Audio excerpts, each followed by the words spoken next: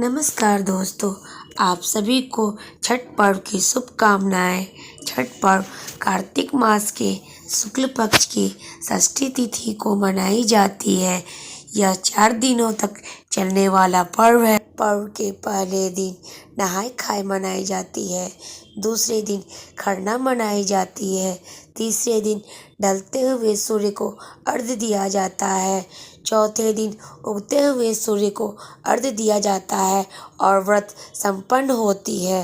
हिंदू धर्म में छठ का विशेष महत्व है। छठ पूजा का पर्व हमारी भारतीय संस्कृति का अत्यंत पवित्र और आस्था से जुड़ा हुआ उत्सव माना जाता है। इस पर्व में सूर्य देव और छठी मैया की पूजा का विशेष महत्व है। 4 दिनों तक चलने वाला इस अनुष्ठान की शुरुआत इस साल 25 अक्टूबर 2025 को नहाय खाए से हो रही है और इसका समापन 28 अक्टूबर को उदयगामी सूर्य को अर्घ्य अर्पित करने के साथ होता है। कहा जाता है कि छठ व्रत का संबंध प्राचीन काल से है। पौराणिक मान्यता के अनुसार त्रेता युग में भगवान श्री राम और माता सीता अयोध्या लौटने के बाद सूर्य देव की उपासना की थी। द्वापर युग में कर्ण और द्रौपदी ने भी सूर्य देव की आराधना की थी। इसके अलावा राजा प्रियंवद द्वारा की गई पूजा छठ पर्व का आरंभ माना जाता है। छठ पूजा का व्रत 36 घंटे तक किया जाता है। एक मान्यता के अनुसार लंका विजय के बाद राम राज्य की स्थापना के दिन कार्तिक शुक्ल षष्ठी को भगवान राम और माता सीता ने उपवास किया और सूर्य देव की आराधना की थी।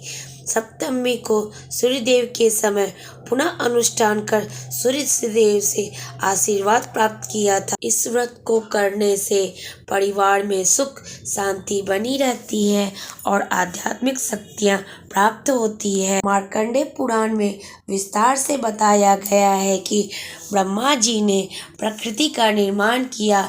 इसके बाद देवी प्रकृति ने स्वयं को 6 रूपों में बांटा था। छठे हिस्से को छठी मैया के रूप में जाना जाता है। इसे बहुत महत्वपूर्ण माना जाता है। छठी मैया को ब्रह्मा जी की मानस पुत्री के रूप में भी जाना जाता है।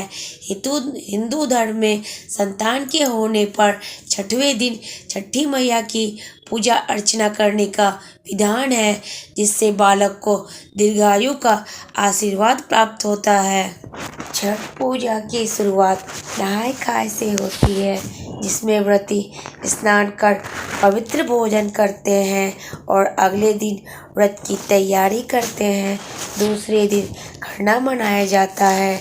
इस दिन पूरे दिन उपवास रखकर शाम को गुड़ की खीर और रोटी का प्रसाद ग्रहण करते हैं।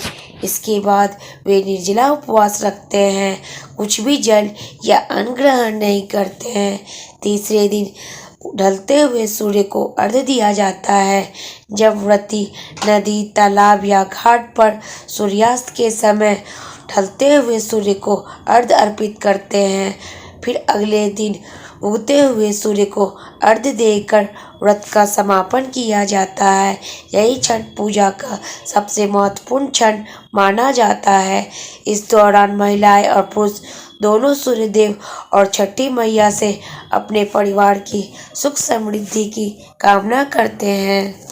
छठ पूजा की पौराणिक कथा के अनुसार छठ पूजा का राजा प्रियंवद और रानी मालिनी से संबंधित है। कहा जाता है कि राजा प्रियव्रत के कोई संतान नहीं थी, जिससे वे बहुत दुखी थे। संतान प्राप्ति के लिए उन्होंने अपनी पत्नी के साथ महर्षि कश्यप के मार्गदर्शन में यज्ञ किया। यज्ञ के बाद रानी ने खीर का प्रसाद ग्रहण किया और गर्भवती हुई, लेकिन दुर्भाग्यवश एक मृत पुत्र का जन्म हुआ। इस दुख से व्याकुल होकर राजा प्रियव्रत ने अपने जीवन का अंत करने का निश्चय किया। तभी उनके सामने एक दिव्य देवी प्रकट हुई, जिन्होंने कहा, मैं ब्रह्मा जी की मानस पुत्री और सृष्टि की छठी शक्ति हूँ, इसलिए मुझे षष्ठी देवी या छठी मैया कहा जाता है। देवी ने राजा से कहा, यदि वे उनकी आराधना करेंगे और दूसरों को भी उसके लिए प्रेरित करेंगे तो उन्हें संतान का सुख अवश्य मिलेगा।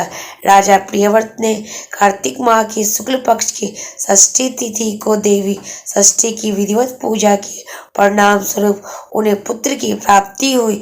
तभी से इस दिन छठी मैया की पूजा करने की परंपरा शुरू हुई।